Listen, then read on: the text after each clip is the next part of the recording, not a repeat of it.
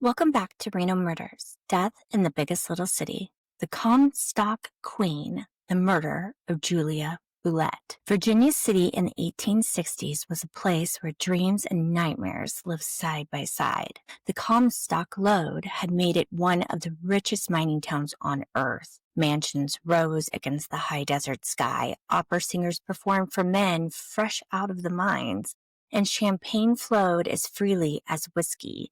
But beneath the velvet and gaslight was a city built on restless money, rough men, and sudden violence. It was 20 years after the Donner Party's desperate ordeal in the Sierra, and just a year before Reno would be founded as a railroad town. The frontier was still raw. Virginia City was the jewel of Nevada, but like any jewel, it had sharp edges. The Queen of Comstock, into the volatile mix, stepped Julia Bulette, a woman unlike any other on the hill. Born in England around 1832, Julia made her way west through New Orleans and San Francisco before arriving in Virginia City in 1863. She was not a madam presiding over a crowded parlor house.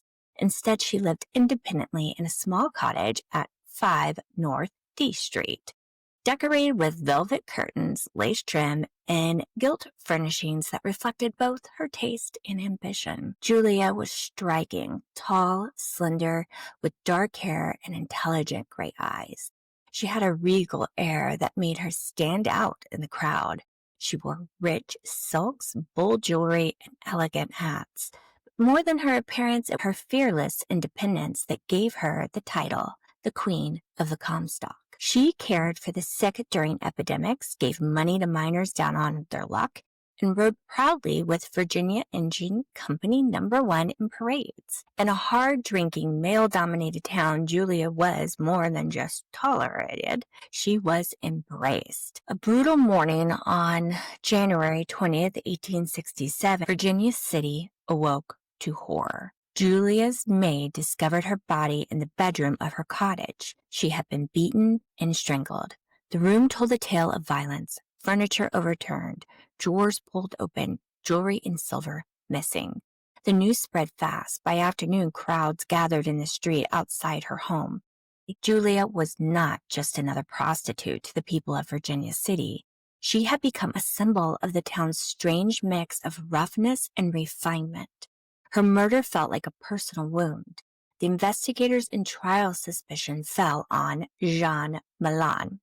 I'm probably mispronouncing that last name, but sorry. Sometimes written Millain or Million, a French drifter and laborer. Authorities claimed they found Julia's belongings in his possession, and witnesses swore they had seen him lurking near her house.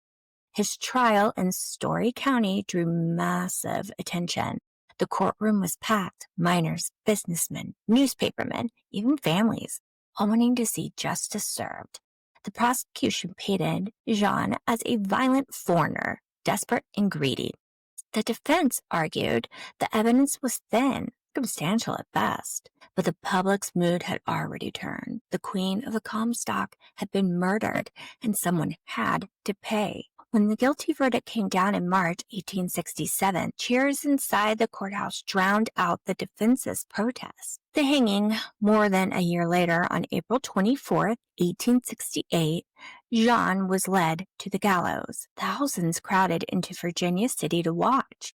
He stood before them, small man against the gallows beam, and declared in broken English, "I am innocent." The trapdoor fell. The crowd cheered. Justice, or at least the appearance of it, had been delivered. Yet even then whispers lingered. Had Jean really killed Julia?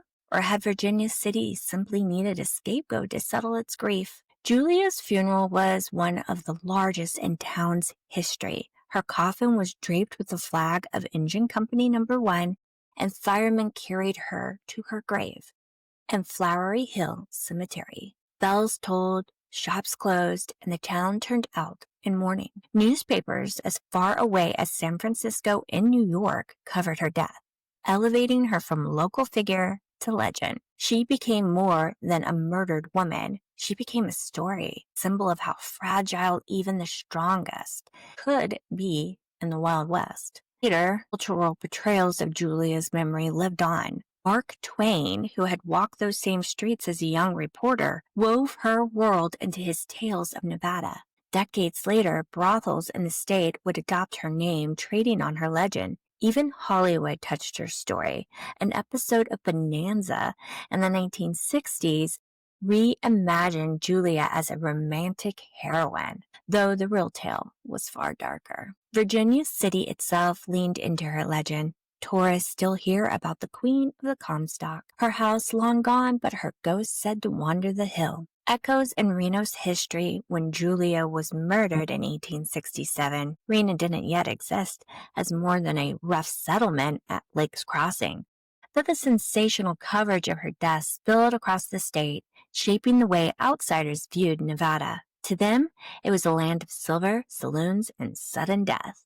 That reputation stuck, coloring the rise of Reno as a railroad town in 1868, a gambling city in the 20th century, and a place forever caught between glamour and grit. Julia Bulette's story reminds us that history isn't just written in ledgers and headlines, it's written in blood, in rumor, and the way a town remembers its dead. She was a woman who walked proudly in a world that often sought to diminish women like her. In life, she was a queen. In death, she became a legend.